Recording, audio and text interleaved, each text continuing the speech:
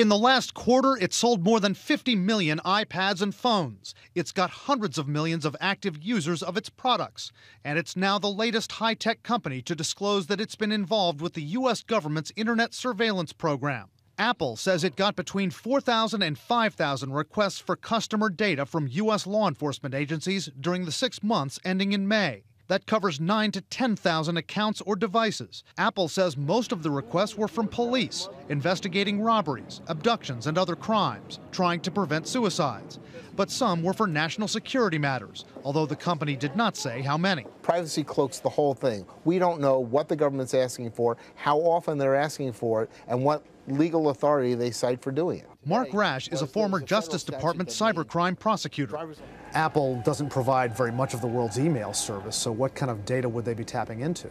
Even without email, Apple collects a tremendous amount of information about people. So if you use, for example, the iCloud service here, the iCloud service will take information that you put on your iPhone anywhere you are, like your calendar functions here will be copied here.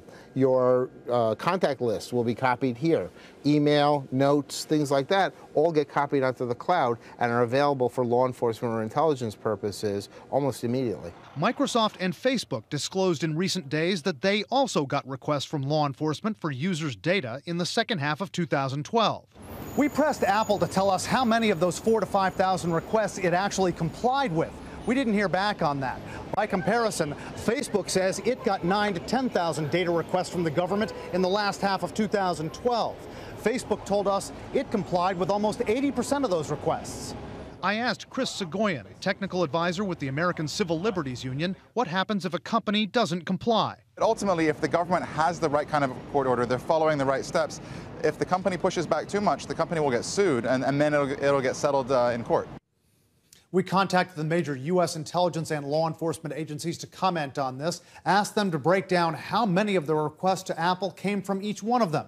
They either wouldn't comment or they referred us to the Justice Department. Justice also wouldn't break those numbers down, referring us to an earlier statement saying it used the right legal processes in these requests and that a very small number of accounts were targeted.